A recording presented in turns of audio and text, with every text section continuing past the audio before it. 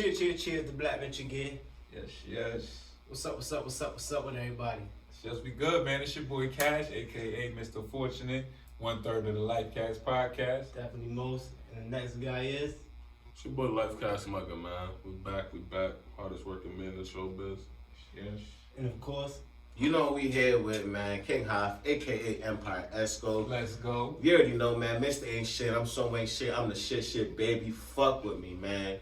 OG Thundercat in the building. Rawr, motherfuckers, man. Mr. File on the fucking Friday, man. Hoff with the Benny in the building. Mr. You Can't Fucking Outroll Me. Can I curse it? yeah, you can do what you Mr. You Can't Fucking Outroll Me, man. AKA your baby mother's favorite podcaster. AKA your mother's favorite podcaster. AKA Perky Paul. Come on, man. It's your boy Hoff. Some of these shit's new. This nigga. Actually, no. I had to bring back Perky Paul from the old, Perky days and shit. We back out here. 30. We back out here. Mr. 30. You know, man. We lit. It's the LifeCast Podcast. What up, though? What's going on, man? You know, we had a extra turned up podcast for you today. You know, this is like the podcast of the podcasters. It's the clash, man. Clash. It's like, This is like when, two atoms meet and, protons and electrons. Whatever he said.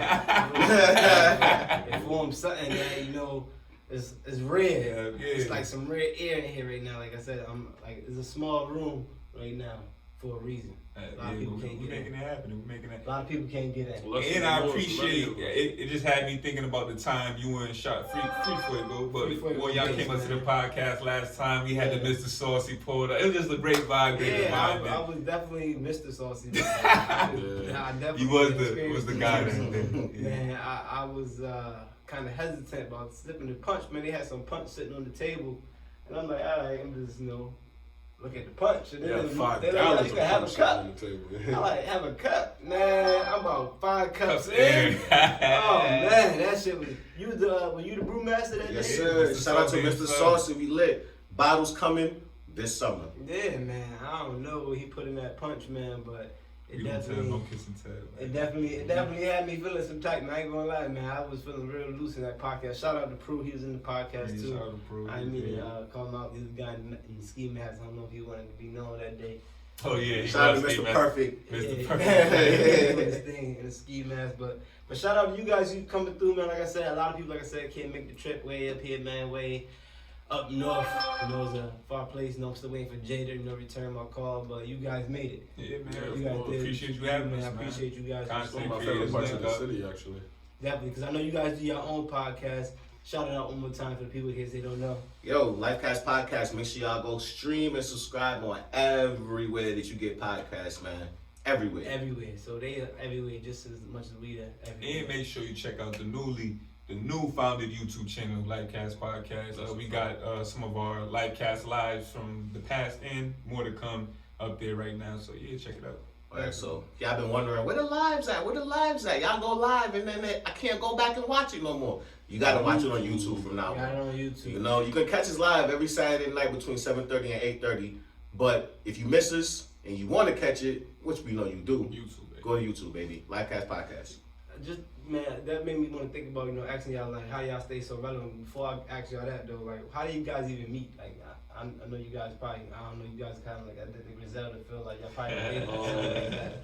Well, it is on some Griselda shit for these two. This is, I met this nigga at birth. That's my brother. Yeah. It's my older brother right there. And then little known story, quick story about that. When this nigga came out, I was actually the one that smacked him on the ass so he can, make sure he was alive. That nigga was 11 months. Wasn't doing nothing of the sort. Badass nigga. Why you smack him on the ass? Mad as hell. Jealousy. But then I got to high school. I met this nigga in Spanish class, actually. Yeah, man. One of the Spanish classes in the world. You turned that shit up. Mm-hmm. Shout out to all the female. Man, listen. And now, fuck that Spanish teacher too. I just want to say shout out to Spanish classes, man. I did Spanish 1 twice and Spanish 2 once. Don't ask me how I did that, but it happened. And Spanish was also the reason. Never mind, I ain't going to say I always got some shit. I was like, what? Let me not even go there. But That's what happened. after that, general relationships, general bonds, and then chilling outside of school and understanding that, what brings everybody together? Marijuana. Marijuana. So, that's a a little good smoke, good people. that shit transpired into, yo, link up at Keeney Park, then it turned to parties in Manchester at a certain location, and it just evolved, man. Right. We opened up a business, what, 2013? Then this nigga moved to my cousin. 2013, Yeah, this nigga like, yeah. I just want to know, because I don't think it's ever been said, we got statute of limitations passed. My nigga, Mr. Fortunate, had the best piff back in 2007, 2006. You know what I'm saying? It's up. The best piff you could get, you had to get it from this guy. That was a genuine, like, but he's a retired drug dealer, so we won't worry about that. That was a genuine, like, relink. Like, we had met each other in, like, Spanish class, and then, like, and niggas had 2 for the 15. Yeah. But, like, that good shit, though. And Gas. yeah. Before there was a gas. Yeah, right? Before it was gas. First time I caught from this nigga, I caught from him, and what I had gave y'all, a dub? Or some shit like that? Yeah. Yeah, and this is when I knew niggas was genuine niggas. Like, niggas hit me like, yo, we got 5 for you. You about to come right back. And I was like, yeah. And Other niggas was bounce with it. Yeah. But you know, off the strength of just, even if we ain't see each other in a couple years span, it was always love, loyalty, that type shit. We both founded and cut from the same, we both West Indians, so we cut from that cloth. And, you know, each one teach one, know, be loyal to the ones that, you know, loyal to you type shit. Gotcha. So, yeah. Yeah, that's what's up, man. But now I can ask y'all, how do y'all stay so relevant, man? Like y'all guys are everywhere all the time, man. Yeah. Constant work. You want to take that one? Yeah. Shit, like Mugga said, constant work, and then for me, it's not paying attention to like nothing else. Like literally, I'm in my own bubble. I'm in my own world, 24/7. I don't be focused on. You know, I show a lot of love to a lot of people doing what they got going, what they doing. You know, as far as music. You know, podcasts, modeling, just content creators, period. I show a lot of love to people, but 24/7, I'm in my own world, in my own head, just thinking of different ways for us to, you know, keep growing the brand, keep growing what we got going on, you know, and more, and how we stay relevant is we focus on relevant shit. Yeah. You know, we don't just talk about, you know, shade room shit. We don't just talk about, you know, media takeout shit. We don't just talk about world star shit. We talk about everything that's relatable to everyone. You know, the meaning of the podcast, living is for everyone. That's some real shit to us because we focus on conversations that a lot of people probably wouldn't talk about because they're afraid to have those conversations or they don't know how to have those conversations. You know what I mean? Or it's not cool to talk about those conversations. Like, you know, like we're one of the first few people to have conversations openly about transgenders and transgender athletes and. You know, it's race was a religion. Big thing early in the podcast. You know, I remember, like, I really want to say this just because in 2020, 2019, the shift of the mental illness, we very early broke in, like, the mental illness in the black community and culture. And I remember having a guest on that podcast, and she didn't believe it. She thought it was, niggas ain't depressed, niggas ain't, it's no such thing as anxiety, and we good. But then, a year later, everybody going through it, and everybody could relate. Like, so I felt like it felt good to be one of the four front runners on that topic, and just, you know, bringing shit to light. I tell niggas all the time, not in a braggadocious way, but I be telling these niggas all the time, like, a lot of the times we'll do some shit maybe 2-3 weeks ago, and then 2-3 weeks later, we seeing other platforms, you know, bigger, larger platforms, either having the same conversation or making the same exact points that we were making. So it's just like, yo, it's only a matter of time before, you know, that one eye catches us and we get to where we want to be. But right now, it's we at the perfect spot, you know, as far as relevancy goes. You know, it's a lot of motherfuckers who started with us, around us, you know what I mean, that's not around no more. Wish they stayed, you know, true to the game and just kept on putting content out, you know. There's been videos that we had, our first few lives that we did, we only have like 60, 70 views on them bitches, and we just kept on doing every single week. Point was getting to 1,400. 1,400. You know what I'm saying? 2,000 and shit. Like, I think the one with Franco and y'all niggas, we did like 4,000 views on that. Yeah. You know what I'm saying? So it's just like, it's a constant struggle of understanding that, yo, everything ain't gonna hit, but at some point. At least you shot the dirt. Hey, it's gonna stick. Word. I used to always think about that too, man. I used to be watching like Sports Center, and they'd be saying some shit, and I'd be like, man, this guy, he need to, you know, pass the ball more, and then 5 seconds later they say, this guy, he needs to just pass the ball more. Like, motherfucker, I just said that shit. Same shit. Like, so I'm like, man, like, I can do the shit that they doing. They getting paid millions and millions of dollars doing it. So like, you guys say, like, you know, y'all already bringing the content, whether y'all know it or not. Like, y'all are a news outlet for some people, because not everybody watches the news. People will say all the time, "Oh, I don't watch the news. I don't watch the news." But you watch Facebook, right? Or you go on your Twitter or your IG and shit. Yeah. That's the news. That is like some people, media is, a form. You need to get fed that different ways. Yeah, some people get it through the paper. Vast vessel of information. Yeah, you get it through the TV, whatever. How you guys doing it? And like I said, you guys, definitely do a good job of staying relevant. Like I said, keep bringing up a lot of relevant topics. Almost 4 years in, guys. Almost 4 years in, guys. I'm just probably I'm just about reaching a month myself. I'm not a month, a year. Yeah, and that takes a lot. Like to even get to that point from making it to a year and accomplishing that anniversary year, that takes a lot, man. Like a lot of you people said, we were just talking about it. Like I got tripod stands and things that I started from, when I first started, and all the camera equipment and things I bought and things I did along the way. Like, but it was like at one point it was like, man, even like co-hosts or whatever not wanting to do the show anymore. You're like, man, do I stop? But shit, I'm already in. I'm already paying the rent. I'm already getting the bill. Like, and that's one thing I always appreciate. When people always say it's crazy, but this guy, he was getting a little bit of money. He was a so-called millionaire. He was a CEO of one of our companies. He was like, as a known fact, there's a fact that single men, well, on average, a married man who has kids makes more money than a single man with no kids. What's a fact? He got to. Really? Just like He you got said, to, yeah. he got to. Oh, because he got to support his He family. got to support He got to a wife. provide He got to shit, support yeah. kids.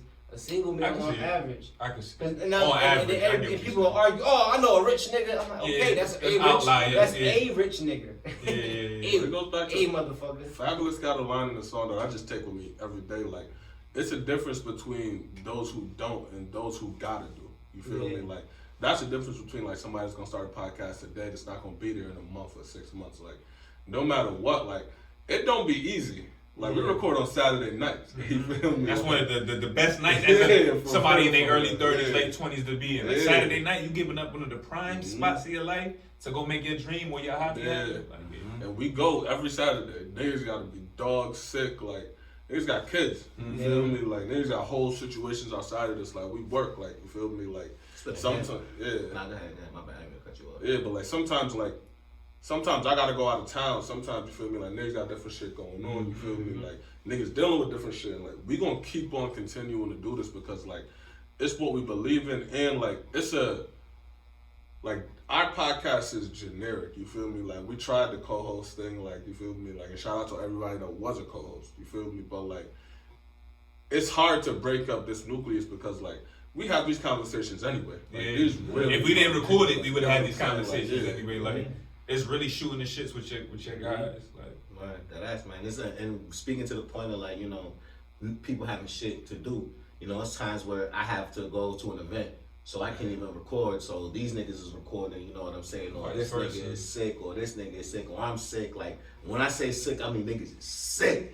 You know what I'm saying? Like, niggas can't get out of bed sick is the only reason why niggas can't record. But niggas is still there. It may be a slow news week, not much happened on the week, you know what I'm saying? So conversations that we pull, we had to really like dig, do our research. Like, people, like, our podcast is, and speaking to the relevancy point again, I think our podcast, sets a different standard in the sense that we actually do a lot of research behind the scenes. We do a lot of research prior to even getting on the mic and talking, or getting in front of the camera and talking, you know what I mean? Like, we sit down and we research the topics that we're going to discuss throughout the week. We build our show segments, you know what I mean? So it's a lot of actual work that goes into this shit. Some people think that you just pop up, record, and then bang, you got a podcast, you know what I'm saying? Or roll up, pour up, and you got a podcast. Like, nah, like, I mean, yeah, that is a podcast. I mean, you got some audio recorded. Yeah, the but batteries got to get bought. All yeah, that you know what I'm shit. saying? Everything alone is like, now we doing the Cloud storage space. we on the Yeah, second yeah. laptop. We on our second laptop. Third. We on our third laptop. Artists not showing up. No shade, but yeah, artists not showing up. Oh, can we talk about man. it? Talk about it. Can we talk about it? Talk about it. All right, Listen. now before you, I know you. This is your baby. But before we even go there,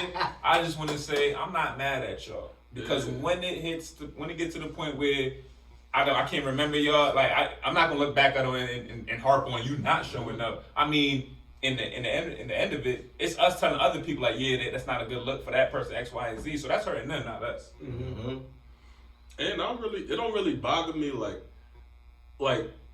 Well, two things. The first thing is I'm gonna be 100% honest. Like He don't know half the guests is coming. I don't know how the guys is coming up here, and these niggas want to talk to other niggas a lot more than I do. On like a gen, like, cause like I'm the type of person where, to me, like we be in our own corner and we building our shit. You feel me? Our heads down. So like when like we get interviewed and shit, like most of the time I don't know what to say because we still doing the work. Yeah. You feel me? So it's hard to sit back and put it in perspective because we still doing it.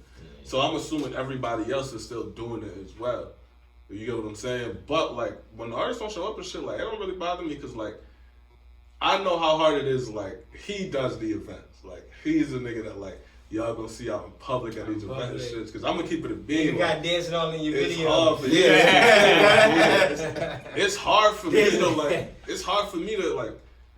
I got shit to do. Like I be tired like a lot. Like I'm tired and like. I don't get mad at artists not coming up because it's like I'm asking you to help me build my dream. Yeah. You feel me? Like I'm not paying you to come up here. Like you feel me? And it's easier to say no now when they try to double back. See, with me, my thing with the whole artists cancel, not even canceling interviews, but artists not showing up and also not canceling interviews. It's like, yo, we put a lot of work into this shit. You know what I'm saying? Like if an artist reach out to us and want to do an interview, I'm doing the due diligence to. If it's an artist who I'm not familiar with, I'm doing the due diligence to go listen to your music. You know what I'm saying? Go check out your social medias and kind of get a little background information on who you are as a person, X, Y, and Z. So I'm taking time away from doing other things because outside of this podcast, you know, I have other platforms that I'm an executive producer with. So it's like I'm taking away time from all of that shit to, you know what I'm saying, to research your ass. Exactly. Charlamagne, Chris Evans, like motherfucking Anthony Bourdain, like these are some of my inspirations type shit because they do, when they sit down with interviews and shit or to do an interview, they actually do research on their subject to make the interview. Man. You ain't never seen a big Fortune 500 company without an R&D department. Exactly. Research and development. So, you know, like, I take a lot of time to research and actually put effort into figuring out who you are as an artist. Because to be honest, no one knows who the fuck half y'all niggas are. Real shit. I'm not talking shit. I'm just being honest. I'm just being honest. I go to these events, I go to these showcases, I go to these artist performances and shit. And a lot of times these artists get up on stage like they don't want to be there. And they got better things to do. They got better things to do. So they come up there, they dragging their feet, walking them towards the stage, letting the music actually perform for them as opposed to them performing the music. You know what I mean? So for you guys, man, definitely, I appreciate it, man. And I know Fuego do. If he was here, he would appreciate it.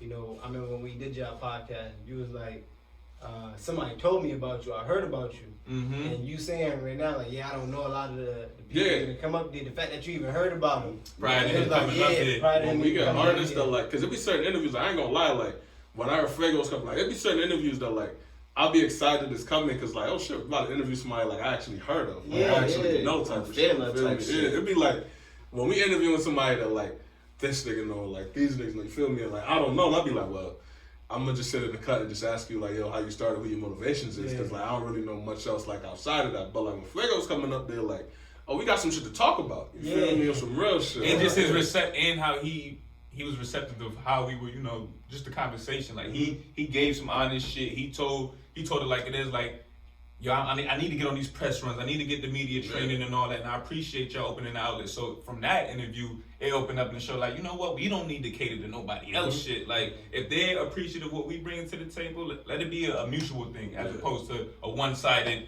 I'm doing this for you or you doing this for me. And that's what kind of birthed my podcast. The fact that, you know, I was going on all those, like you said, all those different like platforms and shit. And I'm like, damn, we did like even they rapped about it. He said, you know, 1 song or 2 songs, got 6 interviews.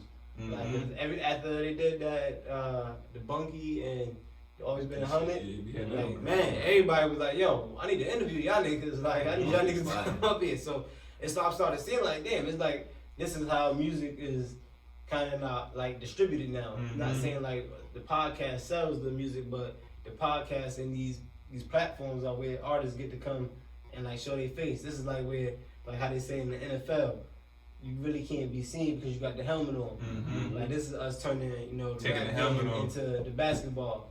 It's like you marketing yourself. The way podcast is going now, just like general trajectory. This is just my opinion. this has to be like, I wasn't there for it, but this has to be like when radio first became booming, like when they had that first FM channel. TV first. You feel like some shit like, oh shit. Yeah. It's where people like, I don't watch much TV. I don't listen to the radio, period. I'm gonna keep it a beat right now. I don't listen to the radio. I don't like the radio. I play the same 8 songs, at least in CT anyway. I play the same 8 songs back to back, different ways, and throw a different beat on it. Shout out to Show Radio. Shout out to Radio Ready and DJ Semi. I fuck with Ready. It's certain ones, but he talking about as so Monday through Friday. You talking about 3 pebbles. You talking about 3 pebbles in a river. Long shout out to Nikki D, man. Nikki Z. Yeah, Nikki Z. Shout out to Nikki Z. That's the thing, like, we cool with a lot of radio DJs. We cool with a lot of radio DJs, not like the radio DJs. Like, I blame it on, like, program directors and shit. It's like, you only allowing them to play, like, it's like, if a DJ comes on and they know they're going to be here for 2 hours today, they're doing their show, and you tell them, like, yo, listen, you gotta play Roddy Ricch the Box at least 8 times. Oh man, you know and I fuck with that song. You gotta play the Billboard top hip hop on. Yeah, like you tying their hands. So like, I'd much rather listen to that DJ when they go live on Facebook when they're doing their mixes, like Fresh. You feel me? Like, shout out to Fresh, but like when DJs go live, or like when say a DJ's at a party, or whatever, like when you get the freedom to do what you gotta do, because to me that radio shit is like. It's programmed. It's radio programming for a reason. You get what I'm saying? So like, podcast is now booming because like, ain't nobody over us. Like, trust me, if your song comes across our email and we don't like it, you're not gonna hear from us. Yeah. You get what I'm saying? Like, no matter how much money somebody got for us to play that song, you're not gonna hear from us. Cause like a podcast, basically, like being on these places are like confirming that, hey, somebody know, like you said, like we hearing about you, we actually got you on the platform. It's some traction. You can start some seeing some traction, like, and that's one thing I saw with Bass was the fact that he was doing so many, like man, like for just to be like just managing him for like 6, 7, 8 months, like man, he was doing like damn near a podcast or interview almost every week, like double book, like he waiting for me to get off work to bring him to the next one, like and I'm like I just did one with you yesterday, like it's crazy, moving. Like it's moving, like so. And I just want to also note too, in that sense, like shout out to Fuego, you know, Free Fuego. But like our platform, the LifeCast Podcast, we're not an interview podcast. Yeah, we don't. That's not what we specialize. You know, we don't specialize in interviews. You know what I mean? So it's like when we do interview artists, or we do give opportunities for artists to be interviewed and shit, and get cross promotion with our fans, the lifers. You know, it's off the fact that we trying to just show love to y'all niggas. Yeah. You know what I'm trying? We trying to put y'all. We trying to give y'all a stage for y'all to step on that y'all maybe previously wasn't able to step on. You know, and get in front of these set of eyes. You know, different looks. Just a different look. Yeah. You know, at the end of the day, because I'm not gonna hold you. We have lifers, like some lifers who contact us, who listen to every single podcast, who watch every single YouTube, details, who watch every single live, who know this shit. And we've been told like some interviews like, yo, why you had them niggas up there? They ain't have shit to talk about. Yeah. Who are these niggas? Who is that? I checked their music, and their music not even that. You know what I'm saying? Like people is giving us stop doing interviews. For the commenters just as well. That's part of the process too. Like they have necessary evil. Like I hate quoting it, but Eddie Murphy and what's that? The Vampire Brooklyn. Like, evil is necessary. Like it is necessary because you have to know what's bad to know what's good. So it's going to be bad interviews. There's going to be people with nothing to talk about. Because that just makes the person that actually got something to say, oh, that was a great fucking interview. Just take it with a grain of salt. Oh, no, trust me, it's all learning experience. Yeah, but no, I'm just saying, commenters, they're like, oh, I don't want you to have these people on there. Oh, you shouldn't do this. Yeah. Well, listen, if I didn't do that, you wouldn't even be talking to me right now. So, that's just me, like, that's the supreme being to me, just overlooking everything, like. It's all a taste thing, too. It's all necessary. Somebody hit us up and be like, yo, to such and such music wasn't even that fire, and I'm like, yo, your music in not order that for fire. An artist to your music not that fire. How are you saying this? In order for an artist to sit down and talk to us, like, say he bring up artists that niggas want to interview, like niggas send the track through, like you're like, yo, listen to this, let me know what you think. So I just want to come up for an interview. Niggas listen to the track. The three, it might fit our taste in music, but then they come up there. You ain't like the interview, you go listen to the music. Like, first off, you going in there with a notion. A bias, you didn't like the person. You feel me? So you already may not like the music, but maybe the music is outside of your mold of good music. Like, it's what we fuck with, and not for nothing, but it's our back. It's our It's podcast. our Like, shit. yeah. And even those interviewers or interviews where it was like, yeah, that interview was trash, or I didn't like that interview X, Y, and Z, or I didn't like that artist's music. You know what I'm saying? That's the reason we do that's what the rest of the reason we do these interviews and have these artists up there. It's like so we can expose the artist to a large group of people. So you can see, so they can see like, all this right, guy's actually trash. you know what I'm saying? Or this guy, he don't fit He's my actually taste. a bad person. You know what I'm saying? He's a bad person, but maybe the music is good. Yeah. You know what I'm saying? Or he got some He's actually a bad piece of ideas or bad views, but the music is fire. You know what I'm Why saying? you telling us, like? Yeah, don't Like, tell I us. produce Tell this shit. the Hey, interview, mix nigga. it Like, down. Why you telling even us? Franco Like, went through that too. Like they're like, oh man, why you doing a song with this person? Why you doing a song with this person? Because I need to working, make man. music. I'm working. Like, music. Shout out to this Culture Hip Hop Radio. It's a podcast based out of Bronx, New York. This girl named Julia Vamps. That's the girl that interviewed Rhapsody and a couple of people. Yeah. Shout out to her because 3 months ago, I guess couple local artists, decent sized followings out there in New York, they were supposed to come into her shit. Now she rents a studio out, so now it's costing her money to rent the studio out. Had the engineer, she's paying the engineer to do it. Niggas don't show up. So now she got deposits. You can't come up there without $500. Oh yeah. Set her price and forget it. And I appreciate just the nuance, not the nuance, but having to revamp the field we in. Okay, this shit's not working. People not taking this as serious. So now understand this. That's why, So, like, always, it's difficult, like, because that's what artists and other entertainers that like supposed to come up and they never show up. That's what they don't understand. Like, we at an advantage. You get what I'm saying? Like, we own the studio equipment. You get what I'm saying? With some real shit. Like, We own our shit. That's what I'm saying. Like, if you don't show up, like, first off, you wasting my time, and time is very important. To time me. is called. There's no We price pay on that it. shit. Time is money. We You made feel me? Like, Facts. time is money, nigga. Like, what's it called? Like, we may be interviewing, we may be pushing the podcast up. Feel me? Like, my kids ain't even sleep yet. Now, you feel me? It's some real shit. So I'm really sacrificing time, but like, that's what niggas don't understand, like the sacrifice, my nigga. Niggas sacrificing time with their kids. Niggas sacrificing. We missed my mother's birthday.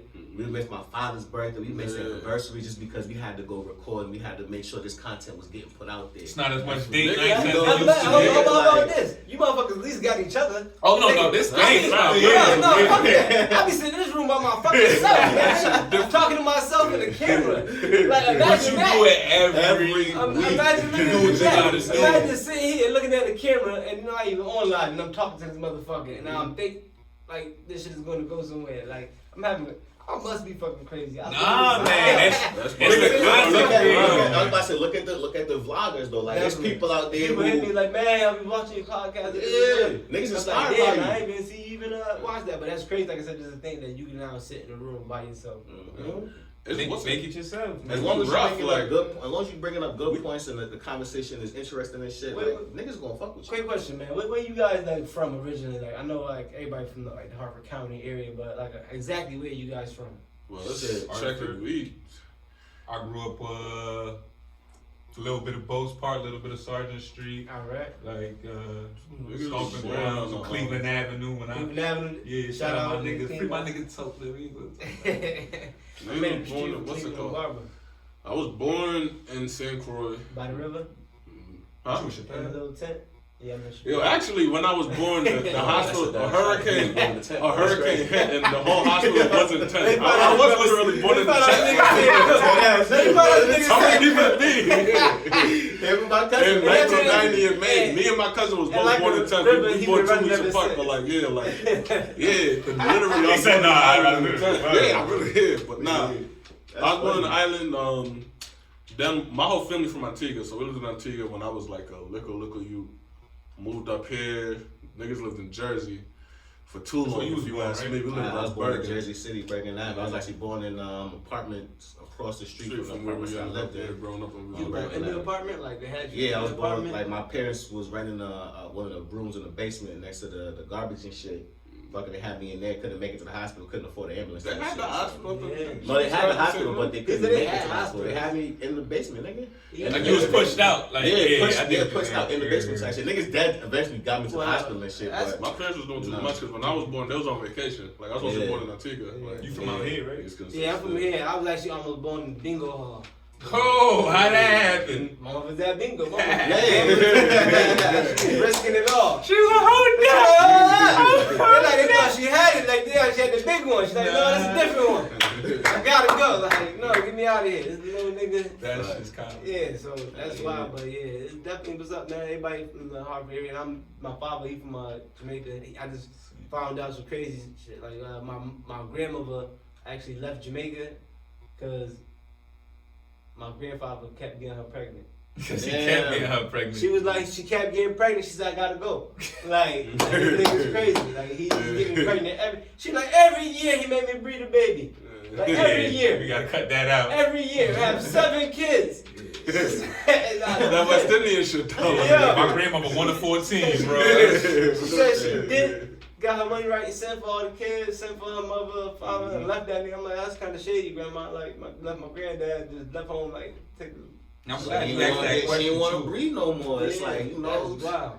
gotta understand that shit. Y'all remember when we first started the podcast and shit? Like everything was so Hertford. We doing this for Hertford. We doing this for our city. We recorded our first podcast on practice In the heart of the city. In the heart of the city. Heart of the city. Street made out of bricks. Shout out to Harry, man. Shout out to Harry since House of Styles. We recorded that shit right in his back room.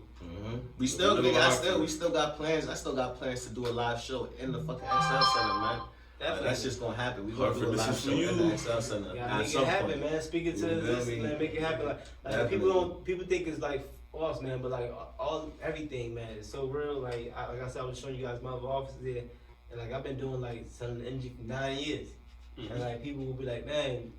Even when I was doing it, like, man, you still doing that shit? You still doing that shit? Like, nigga, how many years you gonna keep asking me am I still doing this shit? Yeah, nigga. I'm not I understand that it's hard for you guys to understand of a commitment, being committed to something. Like, I just can't quit things. Like, it's hard for me to get things up. So, and after years, it's like you gotta be happy. Like I work there now. Yeah, I work there. Yeah, like when you do something for 3 years, this is what you do now. That's my niggas like. This ain't a little quick job, like. I think what it is in our community, like we're not used to seeing commitment. That's a fact. And anything. Somebody being committed to a woman, being committed to a job, being committed to people. Like just period. Like just like people unloyal. Like, man. Like are you gonna be loyal throughout the whole time? Like that's with me, like I always try to pride myself on being, fully committed to just all my following endeavors, whether it be like the energy and everything. That's what literally like I think means the most about like like I said, speaking to existence is not just speaking to existence, but speaking it and then sticking to it. Like, all right, you guys want to be at the Civic Center, all right, you can speak it, but just don't be like, all right, I spoke it and this, now that shit's supposed to happen. I gotta sit back. I just gotta sit down.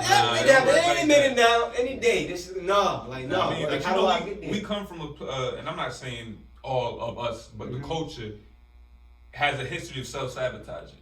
Whether it comes from yourself or your peer, but self-sabotaging meaning I don't want to see us do better, or I don't want to see us up. We only made it here, we fine here. Fuck it, let's not prosper or do better. Like we got to get out of that. And I've seen within the past couple of years with just different platforms and different content creation, people actually networking to do better shit. Like shout out to fucking Champ Jones chatting with Champ, like doing his shit. I seen you was on there. I seen I did a joint there too. Yeah, season 3, episode 1. I did a.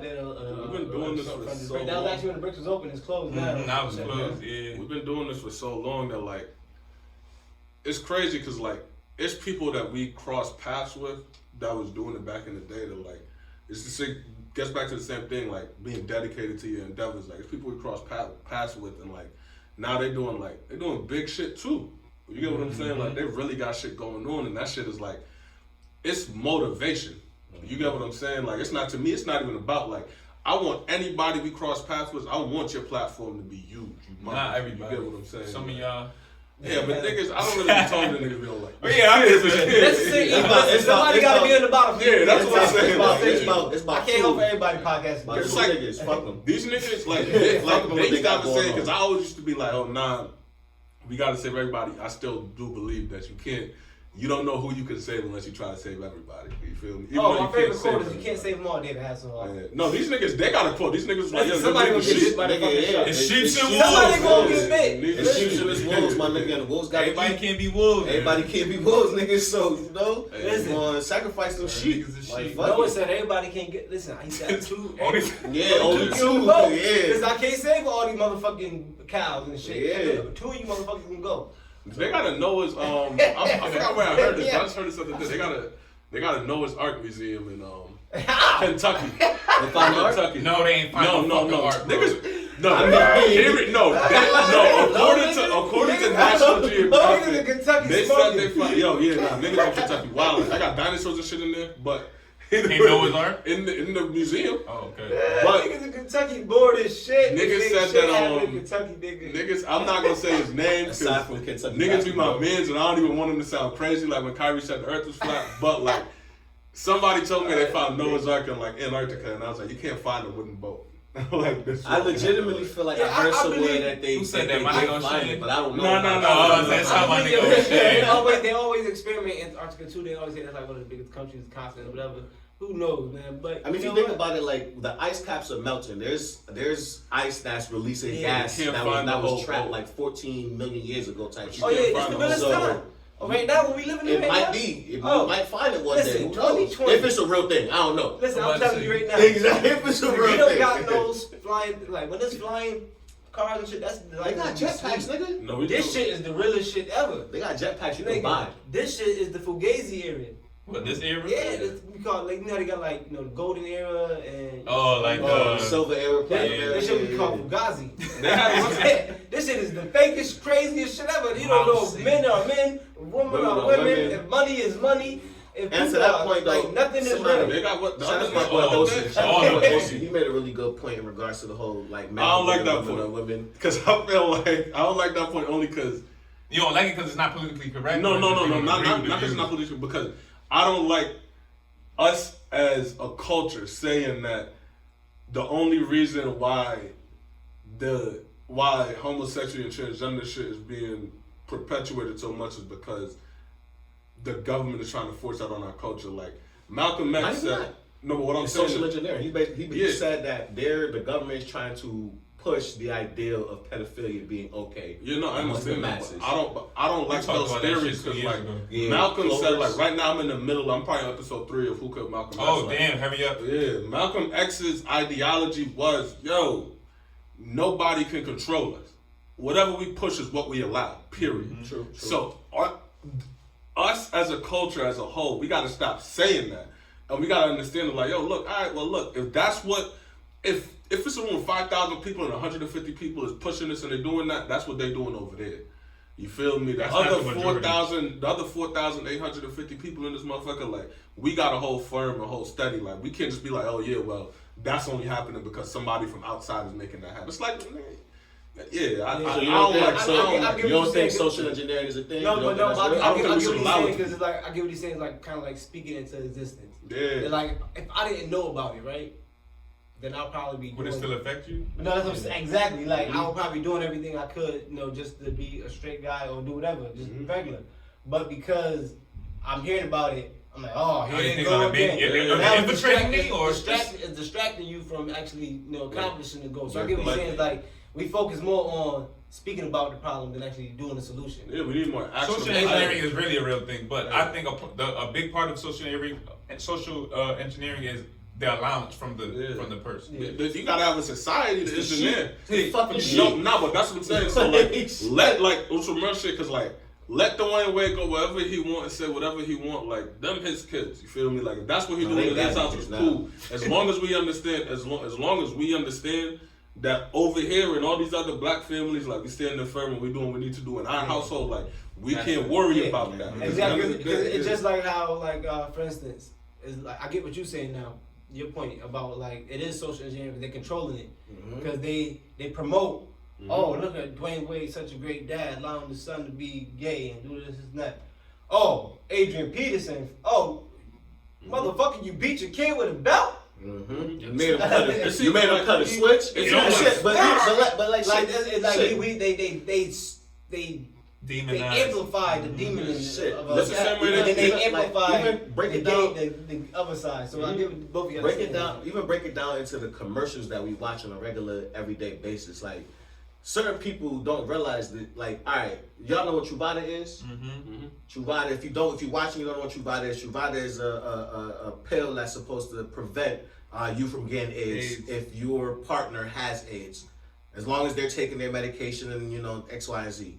So in the Truvada commercial, every single Truvada commercial that I've seen, has at least 85%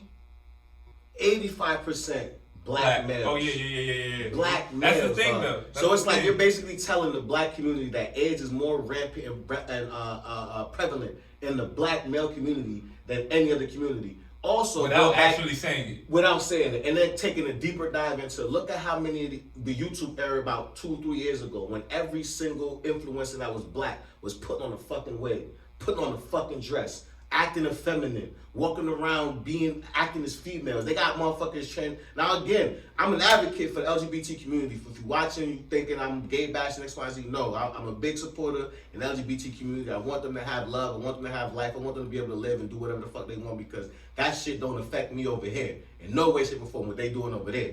You dig me? But the fact that these niggas, the fact that there's so many outlets subconsciously pushing this message and this narrative down niggas' throat, it affects the sheep and makes the sheep think like, you know what, this is starting to be okay. There's no, like, bro, name one strong black male figure that is not homosexual that's on television right now that's being pushed via the media. What you mean, like The on dude from TV? Fun Life. On TV. Outside of LeBron James, which is probably the one black male figure that's helping to push the black culture that the media is portraying in the correct light. It's a lot. I could, like, you got Steph Curry, Kawhi, you got For Life. You feel me? The dude from For Life, the new show that's on TV. It's a lot. What I think, Lakeith Stanfield or whatever his name is. Yeah. What I think the problem is, like, because we also have to understand that, like, times is different. Back in the day, they just wasn't putting no gay people on TV. It's a fact. Well, they couldn't say they was gay. I mean, RuPaul Drag Race was on in 2008, 2009. It's weird because like RuPaul's been out since the 90s. They like so. But it was one RuPaul. When he say this, when he say like he's a gay advocate, we advocate for that. Like, all right, everybody should have the opportunity to showcase whatever they talent. Everybody deserves to have a life. You should be able to live your life. But what we're saying though is, why is it we don't see more white faggots?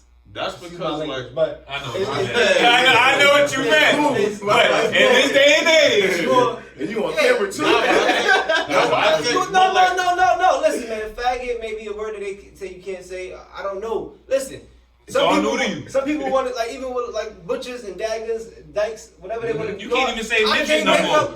You can't even say butch no more. So it's perfectly fine. Homosexual, male, whatever. A faggot for now is what I'm using. It's masculine and feminine. Whatever. But what I will say to I'm saying, why not more white? Why are they not talking about more white people? It seems like they broadcast the fact that, like, oh, is this black man gay? Look at the Grammy. I think it's what we noticed though.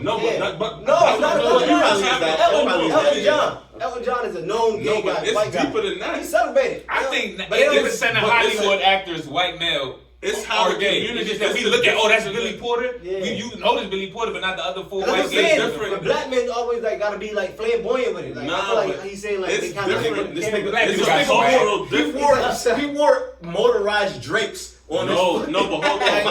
Let me say this. Like, we kind of go the extra mile. That's like, not why even, does it seem like what y'all are saying is true, but what I'm trying to tell y'all is that what y'all are saying is true in the sense that there are flamboyant gay black men. Those exist, but it's what this nigga said too. Y'all just not noticing it, because I tell y'all right now, wrong before there was Billy Porter, Perez Hilton is a real life thing. Yes. 1,000,000 times bigger in the white community than Billy Porter. That's the gay Puerto Rican dude. No, Perez Hilton is white and gay. You talking? He had the pink hair shit. Yeah, he worked on E-type shit. He is. No, y'all talking about that. Y'all talking about other homie. Y'all talking about You talking about Chubby Home? Yeah, you talking about the homie from Love and Hip Hop. No, not the dude from Love and Hip Hop. This nigga's never been. He used to work. Access Hollywood. You talking about? Yeah, Access Hollywood. And that's he's not even Puerto Rican. That is a black male. He was on Love and Hip Hop. His name is You talking about?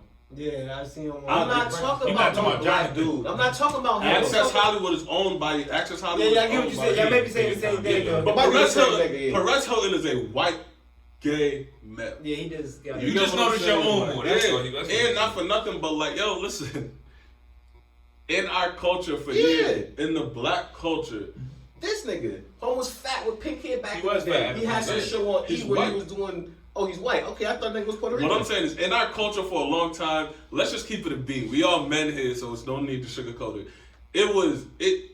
being gay was not okay in the black culture. We're all West Indian too, right? That's what I'm saying. So you know there's even more of a stigma. Being gay was not okay. I see somebody say that somebody got in trouble for calling somebody a bati, man. Oh yeah, man. Oh, congressman and shit like that. Yeah. Because like it's in our culture to do that. Because like I said, is you gotta understand what, like I said, it's social engineering. Yeah. You like if you like show us that we on back then they were like raping black men to like break the system. So we instilled in our children. We against that. We are against. So like you can't fault me for what you created. Cut from that long. You can't fault me for being the way I am now because you made me homophobic because you motherfuckers. But now our culture, the times is changing because with the rise of the LGBTQ community, now our race has to take a step back and be like, yo, because at the end of the day, like right now is probably the best time to be black in America because we're not the community on the bottom trying to fight for equality. Yeah. You get what I'm saying? Like that's the LGBTQ community. So we kind of have to step back because we're not gonna turn our backs on Billy Porter because he wear a dress with an award show. That's why I disagree. Of course not. That's why I disagree. I think that is like the sleight of hand. I think that is what they are like portraying to us that. Nah, it was just okay to be. It's okay to be. No. I'm just saying. If you ask a white person, it's okay to be gay and white. It's like about when they talk about like the women's rights thing, how the women's rights movement came and put a dent in the Black Lives Matter movement. Just because you take it came to the forefront. Yeah. You saying all right, Black Lives Matter, but women's lives matter. Let's focus on this. The gay thing, I feel like how you saying like all right, the gay people are the ones about we need to work for them. No, I think that's a slide in. Like they saying, like let's focus on helping the gay people, and forget that we supposed to be helping the black people. So like all right, like some of reparations. And 50 years from now, they can be like, yeah, back in the 90s, the Asians got reparations for this and that. It's been 100 years since then. Why should we give black people reparations? It's like let's keep pushing that shit to the background. It's like that's what I'm saying. It's like if you're a detective and you're working on a case, and the case is helping the black community get it out. When are we going to solve this case before we start? All right, let's get the cat out the tree now. Like, fuck the cat in the tree. Get the motherfuckers. Like, no, I get what you're saying. I just feel like that's what we're doing now. Like they're like, fuck back. Let's get gay people good now. I think what it is still fucked up. I think what it is, and it's gonna. A lot of people not gonna like this, but this is my honest opinion. Right now, how it is for black people in America, I'm sorry, folks, but this is as good as it gets. The fact is that unlike any other community, all the way down to the Constitution, the very land, the very structure that this country was built on was to hold down and degrade the black man. You feel me? So the strides we made to now. Yeah, I was watching the Malcolm X. They saying Negro like it's nothing on TV. Mm-hmm. You get what I'm saying? They're like, Negro ain't even nigga. And I'm looking at it like, yo, I can't believe they were saying Negro on TV back in the day. That's a national news. Let's you be talking to a white person and they described it in somebody. Like, yeah, so he was a Negro, about average height. You go down south, they definitely saying that. Like, nigga, a Negro about average height? Right now in America, because it's always been rougher down south. That's where slavery was. Yeah. You feel me? So right now, the police, the original theory of the police was to catch escaped slaves. Mm-hmm. You get what I'm saying? Like, everything around us was built to keep us down. Like right now, and listen, it's not fair, but life ain't fair. As black men, we understand that more than most. Life will never be fair. Can I say this one thing? I agree with that wholeheartedly, but when it comes to the laws and just litigation and being passed for the two separate communities, it seems like the advancement of the LGBT community, the laws and just the movement, it gets not acknowledged more, but at a faster rate. There's more progress there. I'm not saying that they got the only reason that is because gay is not synonymous to any one race. Yeah, but that's why I said groups. That's why I said two shit. When I look at it, I see them. I'm not gonna say that they're above the black people or below the black people, but when I see like the fight in America right now, LGBT community, they can go in front of Congress or somebody right now and get some shit changed. Black people, we can go there and might get some shit changed. It's a lot of Mexicans, man. They ain't getting a lot of shit changed down here. Yeah. So when I see that the struggling community, like, We just got off the last decade of everybody being scared of anybody with a turban on, or you feel me, like that. Now niggas scared of everybody at the border. It's institutionalized because remember, like in the Constitution, we only 3/5 of a man. Mm-hmm. We're not even all men. Mm-hmm. Mexicans, unfortunately, like on the border, they've been described as illegal aliens. When you think of an illegal alien, you automatically think of a Mexican. My father was an illegal alien for many years before he became a U.S. citizen. When you say illegal alien, you just don't think of West Indians. It's only really meant to describe Mexicans. Or any other flat. No, that's what I'm saying. Like, Middle Eastern became a thing because terrorism became a thing, terror level. So once the government brands you as something, of course it's going to be harder to fight. The government has never branded LGBTQ community as anything. As a threat or anything. So that's why I say it's easier to put in the perspective. So I was reading an interesting article today in regards to how the defense agency or defense department has now raised the threat level of the KKK and white supremacists from mid-level to high. So they're now technically higher of a threat to Americans than ISIS is and Al-Qaeda. You dig what I'm saying? So do you think that, and this is in New Jersey, prevalent in New Jersey. So do you think that with that being more of an issue where they're actually starting to come out more in droves? I remember specifically when I used to work at Fucking Network, they had a white supremacist rally right down the street in a parking lot with wooden tap. White flag, Confederate flags flapping in the air. They was giving out pamphlets and shit. Like they were recruiting niggas actively. So actively, we're starting to see more recruitment of white people into the white supremacist or whatever you want to call it, white extremist groups type shit. Do you guys now feel that segregation is one of the solutions or the only solution that's going to get us what we want, which is our own land, our own freedom, our own everything? We gave them too much. We can't go back now. So you don't think that if we would, because you know what a sundown town is, right? Yeah, I know what sundown. Yeah, I know exactly. Yeah. All right, so you know they got sundown towns in Connecticut. They got sundown towns in Texas. They got sundown town. So a sundown town is a town where they tell black people essentially when the sun goes down, don't go into that town because they're gonna kill you. Something bad shit happens. So it's basically sundown towns essentially are towns. West Virginia.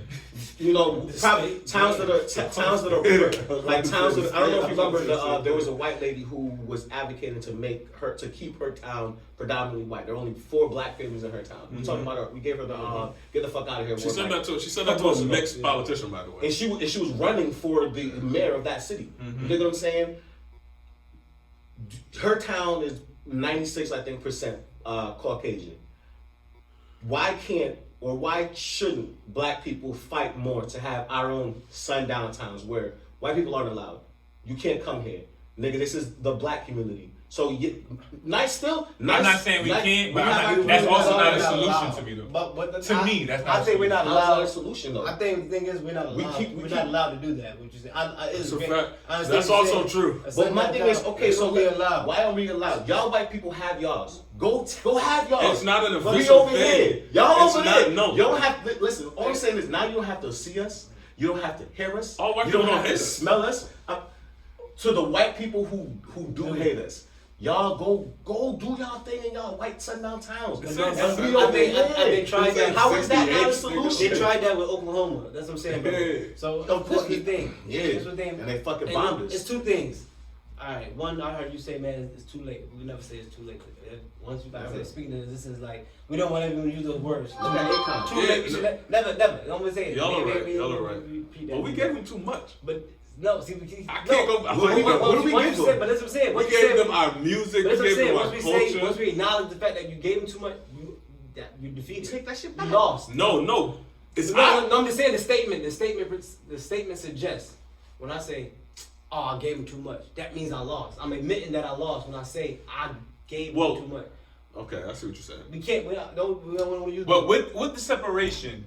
Does not dissolve the hate, is what I'm saying. I'm not trying to dissolve the hate. But I'm thinking on a larger scale. So when we talked about this in the past, I told niggas like the only way that shit can happen is when we see an imminent threat to mankind itself. But I'm just saying we Well, can't. when niggas gotta join together and really like. They can do that in as a South people. like Africans. See how they do that in South Africa? Yeah, they take it out the little in cities. South. That's what I'm saying. In Africa, It's that's Senegal and all possible. of that. What you were saying? You They talking kinda about gonna let us black having people our into the own, city, too. saying that white people can't come out at a certain time. You can do that in Africa. In America, that shit is impossible because this is them. Like you said, Somebody gonna find a way to say she's this running- our land, She's really. running for mayor. This person that's suggesting this isn't no local podcast group getting together. She is actually might be a politician in a second. Like, Well, now she had to step down that. And I'm gonna keep it a bean. Do y'all feel like, and this is a genuine question, do y'all feel like right now in 2020, white people as a whole, hey, because I feel like sometimes I feel like they be fighting around fighting. Like y'all feel like white people as a whole hate us or disgruntled at black people? No, I don't think that white people as a whole do. I do think there's an overwhelming minority. I won't say majority, because I think that number has dwindled now. We have more interracial and mixed race, interracial marriages and mixed race kids and shit. But an overwhelming minority, which is a loud fucking group, although they're a small group, are the ones who hate us without any shadow of a doubt. I think, I don't think that it's Not only just hate, I it's don't blind think- prejudice yeah, too. Like no, that but- shit. but- my thing in the is- black community, I don't think that it's our job to stop anybody from hating us. If you hate us, motherfucker, hate us. Whatever. I don't think go, so either. Go fucking hate me over there for all I care. You know what I'm saying? All I'm saying is, we as black people, like I was having a conversation the other day on the Facebook on Facebook. I'm like, yo, bro, we can't find peace nowhere. This nigga RP Pop Smoke. Pop Smoke left his hood, got out the hood, and he was in Hollywood, my nigga, the Hollywood Hills, and still got. Okay, Black that's not- male, like that's there's no not peace. race related. No, All I'm get what saying, you're saying, I'm talking to the fact that black men don't have peace. We don't have peace in our relationships. We don't have peace at work. Damn, we don't I have think I peace just commented- getting out I think there. I commented on your You post, matter of understand? fact. Like we don't have no peace. That's my my nigga. thought. Cause my process. Look where we at right now. I'm in West Springfield right now. I work with a lot of white people sometimes, like grown people, like 40 years old, and they be like, "So if this really happens?" Like they'll have these situations come, and I'm like, "Listen, every day, I work at a bank. I leave the bank, and I hear people all the time say, "Oh, I'm never going to Harvard." Like this is their conversation. I'll never be in Harvard. I drive back to Harvard. We was just having this conversation. Somebody they would never go to, and the thing is, it's crazy because like, yeah, in my life, I'm going to Harvard, and I know I have to dodge people trying to kill me Head on the for no swivel. reason. Head on the swivel, playing every somebody lever. may be trying to rob me. I have to dodge bitches trying to line me up. Bitches may be having something. I gotta worry about motherfucking like you said, just the black problem getting pulled You at over. war with in your home. And the same person. But this is in an all-black community, right? That's a culture. No, shock. but me it's as a black man, it period, would change. I'm driving from Massachusetts. I have to worry about somebody cop pulling me over. Like I'm driving, like I said, just go to a trip. I think that's where the fight is. I The even know. fight is with Police the criminal follow me justice right system. now. But this is the thing. They look for. It's just us. Period. We are. Like my experience as a black man, as a 30-year-old black man, is way different from a 40-year-old man. The white man. He's saying that he's never. But y'all don't had- think that's never just had- culture no, shock? I'm saying I never had a day like that in my life where I had to worry about somebody. Nigga, I just did the Griselda concert. Nigga, while I'm literally in the car with one of the models, somebody literally called and threatened my life. Nigga, I'm putting a bullet in you and this nigga head when I see you. Cause I couldn't get them in the club for free. This is what I'm saying. Like, this is my life. This is like what I'm living. To your point. Yes, it's a black community, but the difference in what our current black communities are and what the potential for them to be is, once we remove ourselves from their system, a lot of pressure will be lifted off our shoulders. And we'll be able to coexist more peacefully with each other because now we don't have a system in place that has us pit against each other. But I think like the system that we're in currently right now puts black men against each other. I think every the fight single is day, with, subconsciously. No, but I think the fight is with me personally. Listen, I'm gonna keep it a beam. I don't think our fight is with white people, the minority or the majority. I 1000% believe that our fight is with the system that's been put in place. And like I said earlier, that system is it's only put in place to demonstratize the black male. You feel me? This is the first thing. Second thing is like, even with like a sundown town, I'm just making some comparisons as far as like culture shocks is different but the same. Okay, that sundown town is just in West Virginia. You feel me? Like, you can't be outside on the Ave at 2 a.m. if you don't got no business being outside, you can't be outside. Whether you black, white, brown, purple, or orange. You get what I'm saying? Or some real shit. Like, you just can't be outside. So even within our culture, even like the same shit, like you meet white people who say like, "Despite my job the other day," like, "Oh, they don't want to go to Hartford." But listen, I'm gonna keep it a buck. I don't want to go to Greenwich. Yeah, I don't want to be You know what I'm saying? It's the same thing. I want to get hit by side. a crooked cop. So, no, man. When a white person is asking like, yo, does this really happen? Like, you know how many times I sat down with somebody, with one of the white people at my job and been like, yo, like, so, y'all niggas just gonna drink beer all night? Like, that's what y'all gonna do? Like, y'all just gonna light some shit on fire? Like, it didn't hit me that everyone ain't lived the lives that we live up until. It didn't really hit me that everybody ain't lived the lives that we live up until it was maybe like 3 years ago on the podcast where every single guest that came up, I literally said to them, yeah, nigga, everybody that had a gun put to them, everybody done been robbed, everybody done this, everybody done been through some shit. And y'all niggas told me multiple times, like, nah, nigga, everybody ain't go through that shit. And I legitimately had that conversation, like when my girl yesterday, because lately, past couple of days, she's been witnessing some wild shit in the South End. She told me the other day, she's like, yeah, I'm not allegedly. She's starting to feel like she's not feeling comfortable in the South End no more. You feel what I'm saying? I just dismiss it like, babe, chill. This shit happens every day to everybody, everywhere. And I had to really sit back to myself like, nah, she ain't never been through half the shit that I've been through. That's the transaction of being a black man in America. Y'all don't understand it. Listen, everything y'all saying, because listen, okay, being a black man in America is the coolest thing and the scariest thing in the world, period. Yeah. Feel me? Like when people come into our culture, like they look at the black man as like, okay, like when a white person comes into the hood, like, okay, that's somebody in control of the situation. You get what I'm saying? Like they go outside and they live in this culture every day. When we go into somebody else's culture, when you walk into work, think about it. Like when you walk into work and shit, like when you talking about regular everyday shit, they look at you like, yo, you black, like yo, like, and they'll never say this. But we gonna keep it a buck. The white people at your job look at you a certain type of way because you're a black man. Listen, the white people at my talking black guy. That's what I'm saying. At my old job at fucking network, man, like I'm not gonna hold you. There were some white colleagues that they looked to me and asked me certain questions, i.e., yo, bro, I want to come to Hartford and party with you, but I'm only coming if I can party with you. And I asked him straight up, why me though? I'm nobody. I'm just a regular nigga. Because like I feel like if I was out in a situation and somebody was to approach me, you'd be able to keep me straight. You're big and black. Exactly. I'm looking at like I'm the 6'4", fucking 280-pound black dude. That's why you feel like I'll be able to control the situation. No, it's hard to be a black man in America because like black women look at us to protect them. You feel me? Like the system looks at us to stay calm and just take the shit they throw at us. Mm-hmm. You feel me? Like don't act up. Please don't act up in here. You get what I'm saying? Like white people look at us and they expect us to.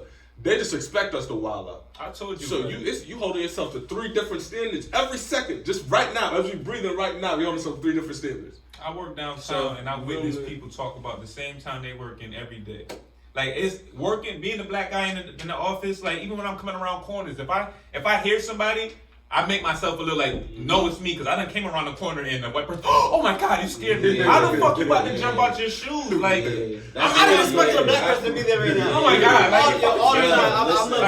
I'm very much into I know what you meant. That's why I know what you meant by that. That's why I come around corners wide. I don't hit the corner tight, because if I hit it tight and somebody's coming up and they don't see me before they hit that corner, same thing every single time. Oh my God. Even when I'm leaving work and I'm about to hit that little tunnel downtown. Oh my God.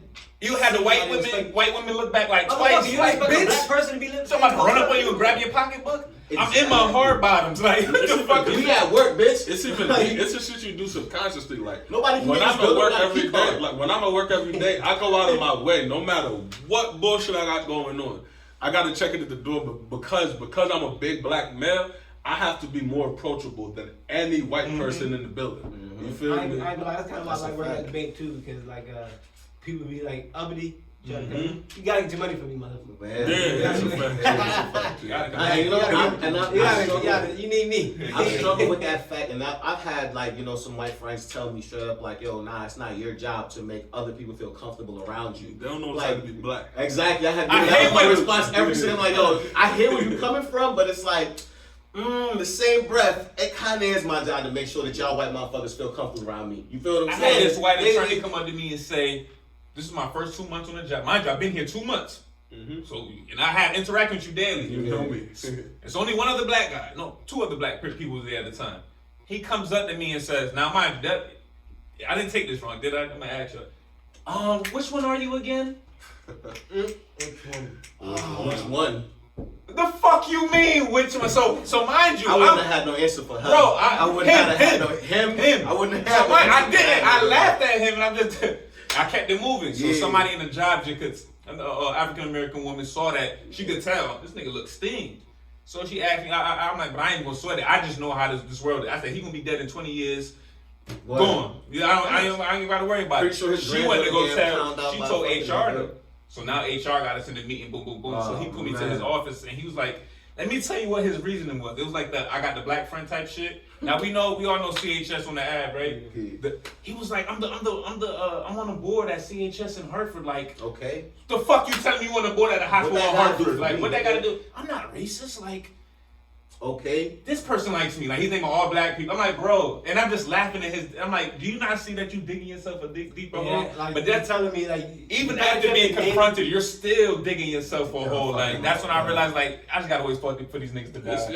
It's being a black, because listen, it's deep, even in our culture.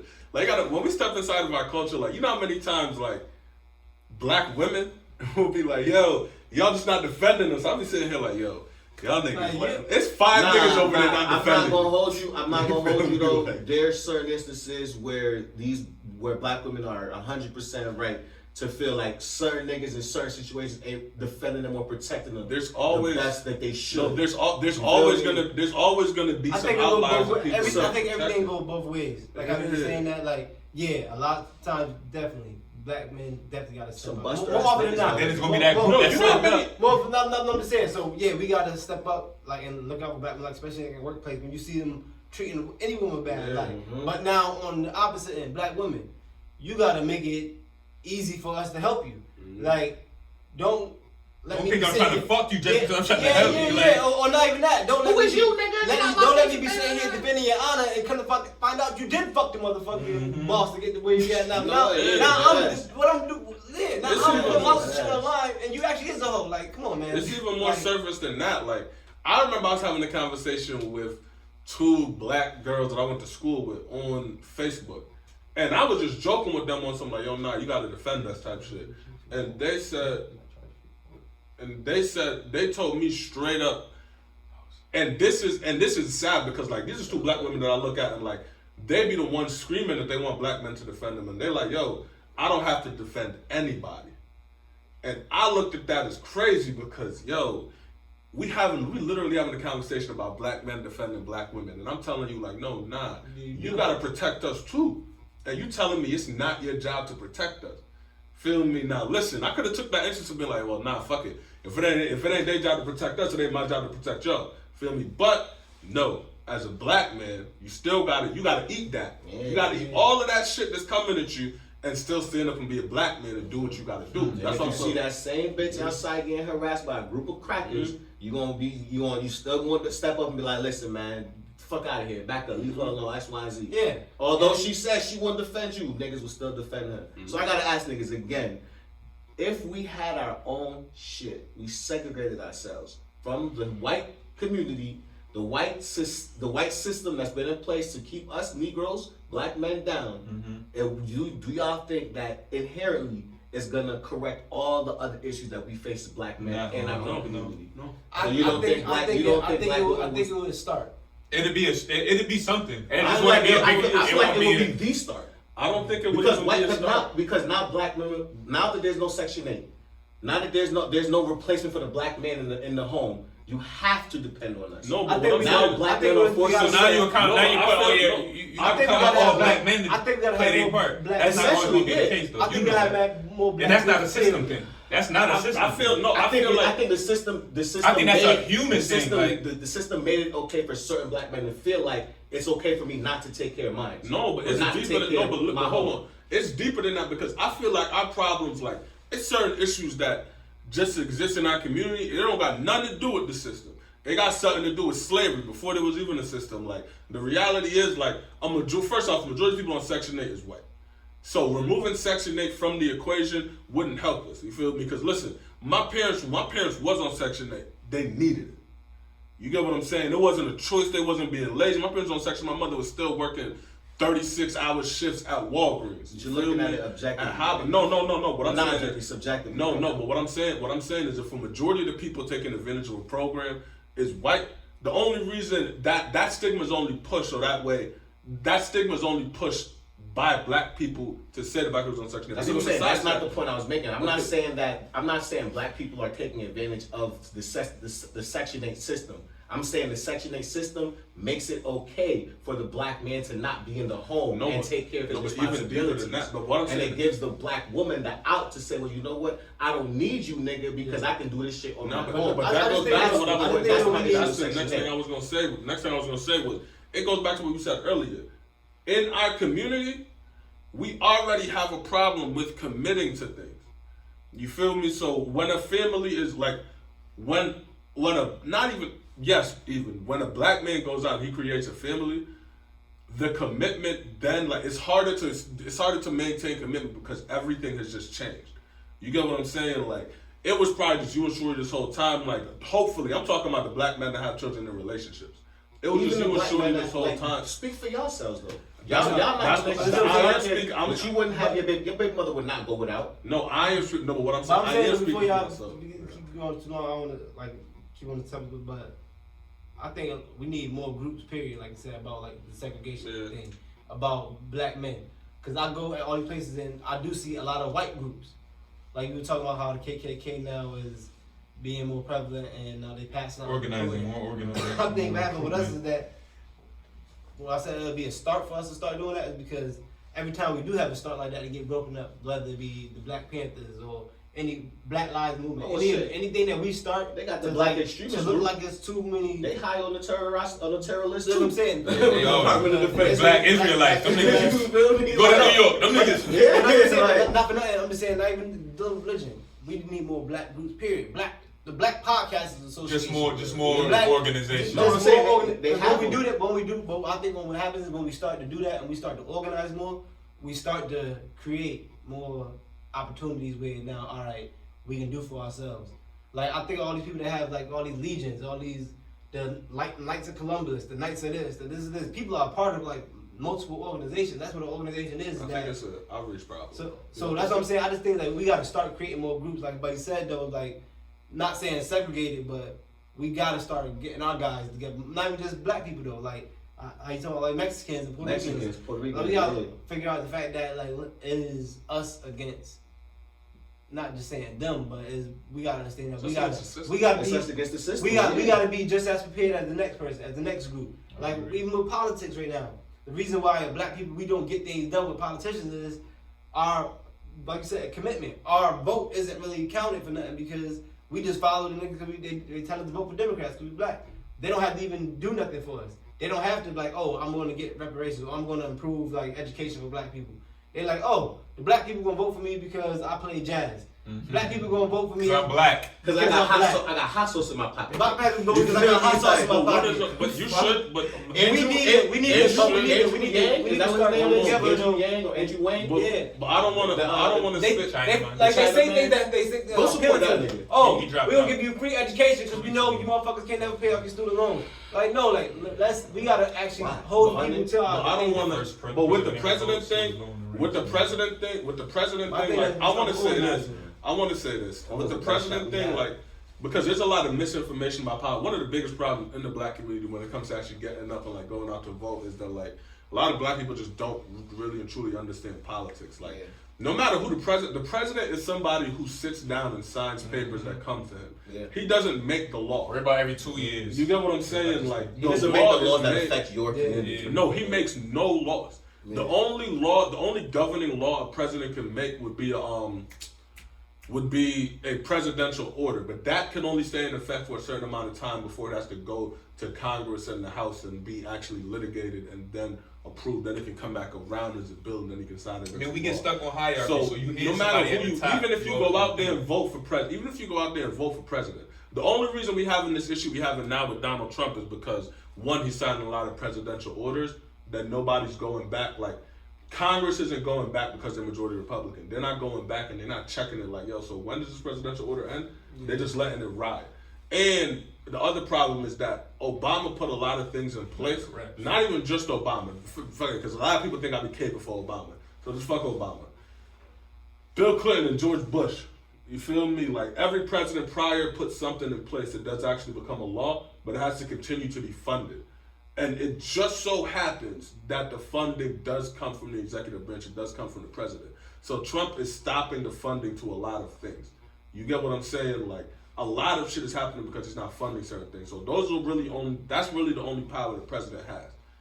You get what I'm saying? So like you need to go out, you need to vote every 2 years. You need to be. You guys the person. Who inspires you guys? When it comes to this media shit, Anything in life, period. Life. Oh shit. my first inspiration, shout out to Jay, man. Just watching Jay-Z, I had the older cousins that always played the Reasonable Doubts and the Volume 1s, and he was the guy. So growing up to see him become the owner or president of his label and then own this company and turn fucking Ace of Spades into what it is now, like, that was my first, but to more in specific and pertaining to the media and content creation, shout out to Combat Jack, Tax Stone, like this podcast, like they introduced me to this podcast shit, like yeah. My first motivation ever, actually, believe it or not, that when I was 10 or 11, my mother made me read the autobiography of Muhammad Ali, and a lot of the shit that like he believed in, it does relate to the Nation of Islam because that's what he was associated with. But like a lot of his like beliefs and like just his mentality and shit, like I take a lot of that shit with me. And as far as this media shit goes, what motivated me to start this honestly was Brilliant Idiots. It was Charlamagne and Schultz. Everything for me starts with them because before I listened to the Combat Jack situation, I listened to his podcast after he was on Brilliant Idiots.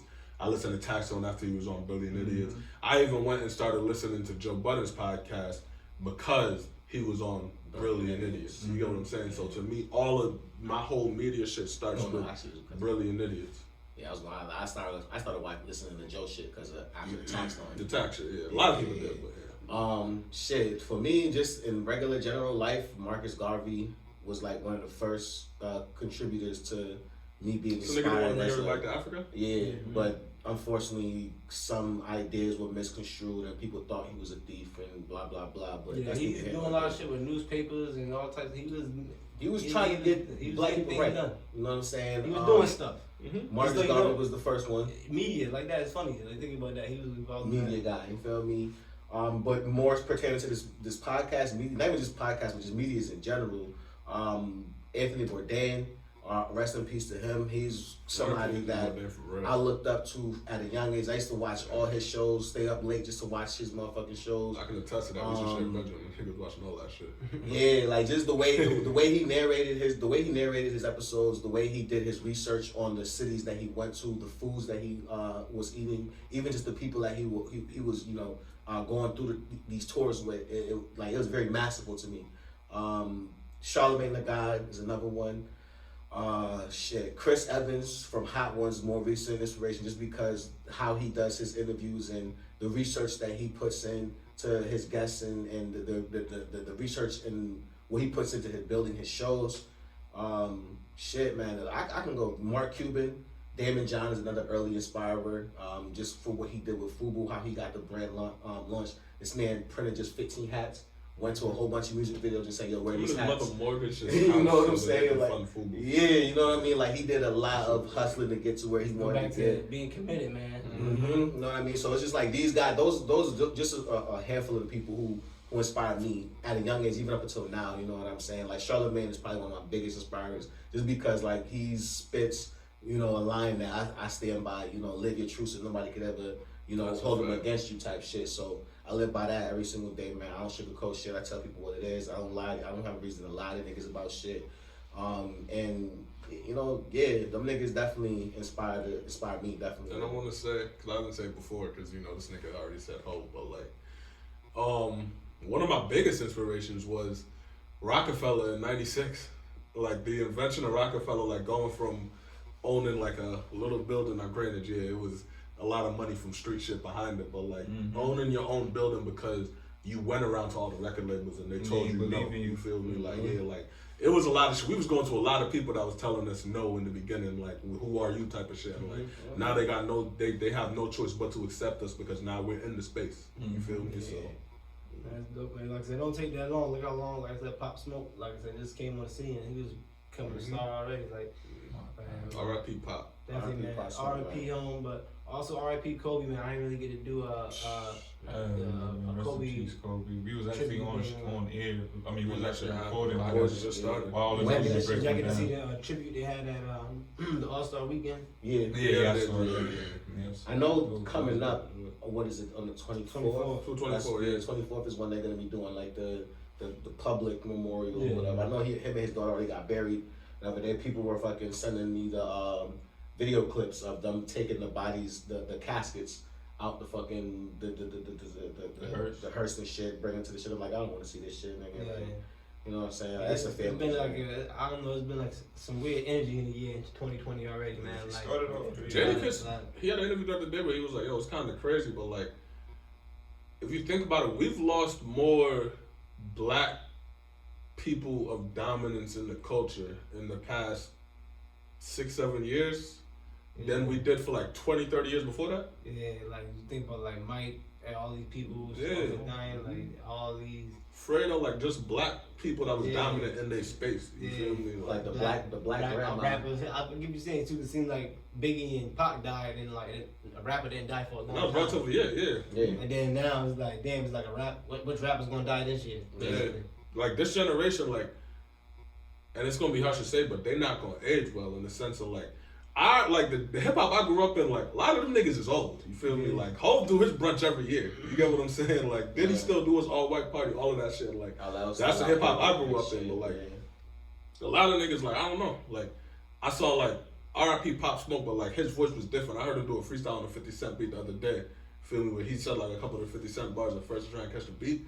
And it sounds just like 50, and I'm sitting here like, yo, everybody that was dominant in hip hop when I was growing up is pretty much old now. When they doing bigger things, they grew to like other venues and shit like that. And like they not like this generation ain't gonna be able. They not gonna like. A lot of them was like. The reality is a lot of these young dudes is dying as just rappers. You know what I'm saying? And they probably had a lot more to offer the world. You feel me? That ass. Yeah, man, it's definitely sad, man, to see that, but. You guys got any new events coming up? Like I know we was talking about what y'all on season 3.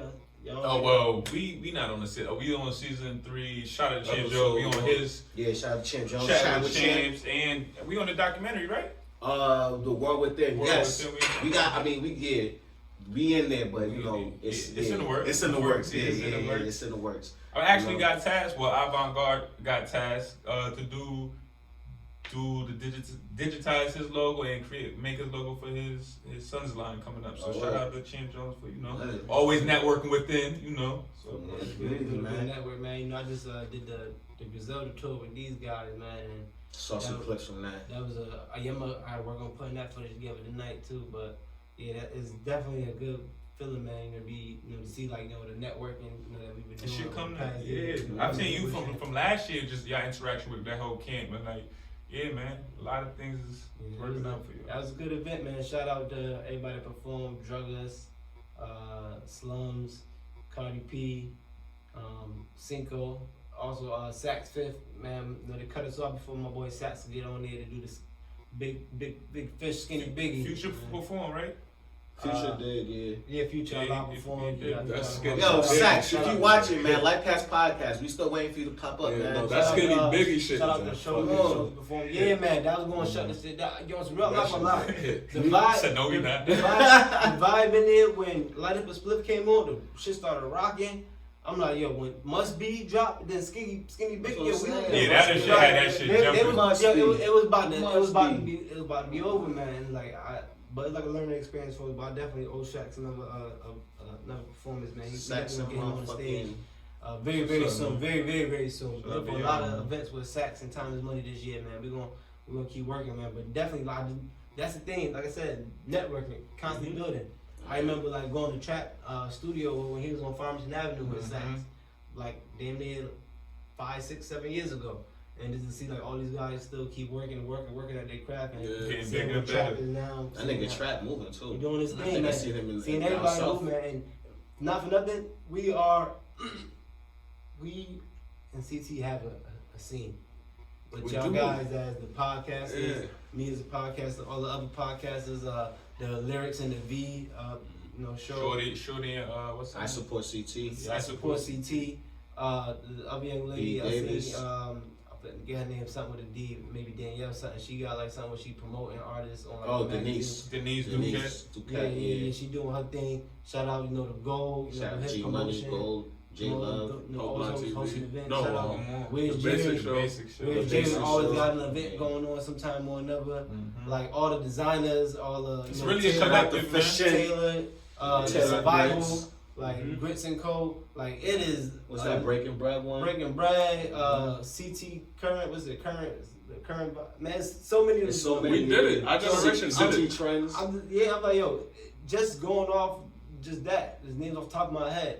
That's a culture, whether we know it or not. Like we have It's a a scene. culture. Our a generation scene. That's did it. survival of the Right. Remember fittest. growing up, all niggas really had was herbs. Yeah, like South- In the civic South- centers. yeah. South- So just us to have our own brands, our own culture, our own rappers, our own artists. Yeah. Speaking of that, who's your favorite artist Connecticut. right now? In And Connecticut. non-biased because Fuego's in jail, so we can. So people know I took biases out. See, oh, would have said Fuego, but NCT. I'm gonna go first because I was undecided for a while, but this nigga played me that Skinny Biggie shit last week. woo! That's a hit. No. I'm telling you, I was That's mad as hell that they let me a- play it. Even his last That's album. it. Oh my God, when they didn't let me play Skinny Biggie on I'ma be stage. honest. Every time I hear sax sporadically lost it. over the past year and a half, every time I hear it just sporadically, I'm always like, yo, nah, like, I don't know how, but like, he keep on getting them. Like, every time he drop it, I'll be like, yo, nah, this shit is amazing. You feel me? So, yeah, I'm gonna go with sax right now, NCT right now. It might be because I hear this show on the radio, and I usually when I hear shit on the radio, I'm like, it's bad. I can pinpoint all the bad shit, wasn't mixed properly, all that shit, but I ain't shout out to Sparry right now. Yeah, Sparry shout is out to on Sparry. fire with that You song. got it, girl. Like that shit be having me in the car like, alright, baby, let's go get a bottle real quick. Like, let's go find a babysitter. Like, that's that type of music. Oh yeah, I know who Sparry is. I never heard it though. I don't listen to the radio. That shit. He got that motherfucker. I heard his music before. What's the other shit, son? The first thing he was pushing like last year. Yeah, but that you gotta join. Yeah, you got it fire. Did I play that song on the way back? Favorite. I don't know if I could pinpoint like one specific favorite artist, but between like Sax Fifth, Cool Q, Hill Talk, I listen to that Richie P still spit. like once a week. I ain't gonna hold you. Hill Talk. It actually came out like 2017. Fucking Smooth Hands. That nigga he now stepping back on the scene with the Rockefeller Chain video. That shit fire. I would push like lyrical ability, Smooth, no slight, but Smooth Hands I think is the top of the top when it comes to like Connecticut lyricists. Like that nigga. Shout out to the rap his Virgos, ass man. off, Saxon man. and Smooth being, the favorites, man. Shout out to Virgo Nation, man. We try to do it. That's Skinny He Biggie said, shit. I don't do voodoo, bitch. I know Virgo. Come on, man. That's Skinny Biggie. Oh my shit. God, I'm so mad they ain't let us play. I'm sorry. Yo, I'm telling you, That that's the shit's only different. joint. That's my only regret about the Griselda tour. Got is your we new didn't CD, get. so I got me a new Frisbee, oh my You not hot. Tell your bitch, she got Come on, hot box. Oh my Yo, God, I'm like, yo. No, that shit is a What different was vibe. that? We gotta make that song blow. CT, make Have that to. song That blow. shit right there is Listen, so I'm fire. not gonna stop. It's a little short. I wish it was a little longer because I feel like he had more. Oh, shit to you talk. gotta get the Skinny You Biggie. feel me? But Half said it right now. Need to Skinny get the Skinny Biggie Biggie remix. remix. Got Zach, to. send it to everybody. We gonna get everybody, and I'm calling it Need now. to. Time is money promotions. We gonna get Hartford Poe on the Skinny Biggie remix. We For gonna sure. get Snacks Cool Q. Giggity on That's tight. Get Q, Get cool. Snacks on Get there, man. Q. We, Oh, that shit- everybody Snacks, jumping up. the Skinny track. Biggie tour One coming shot. up. The track with him and what's my nigga name? I'm gonna be myself. I forget.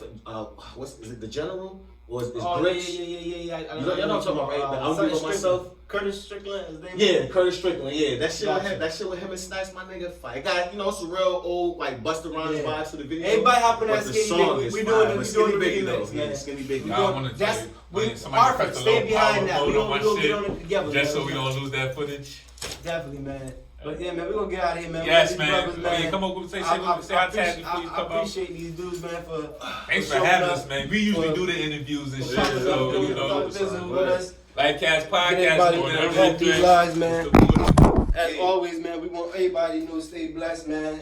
Yes. Enjoy the outta here, weekend. man. LifeCast Podcast on everything. Yo, it's the LifeCast Podcast, man. Space the AR. Shout out to I Space, see you, man. my Yeah. nigga. The AR. Every guest that we had, shout out to that's Space, our man. friends. Shout out to Space, y'all, man. man. Shout out to It's Space. Shout out to a long everybody, to y'all, man. Hey, yo, Nice to man. hear. All appreciate And you, for man. all the interviews that may come from this this episode, from this show, I just want to let y'all know right now, the contract will be sent. You either comply with the terms of the contract or your ass can get on no fucking interview. And that's just that. You know what I'm saying? As we we giving grow, it up, man. our brand grow. You know Shout what out I'm to saying? Space. We need another invite to that barbecue this summer. Yeah, that ass, man. Yo, but it's the LifeCast Podcast, man. This time is money, Tim Enterprises, man. Podcast, clash, mix up. Let's We get here, it, we man. here. Shout out to everybody, man. Y'all have a blessed one, man. And y'all check these brothers out, man, on everything. Hey, yo, and don't forget, tell your baby mothers we love them. Oh, word. $.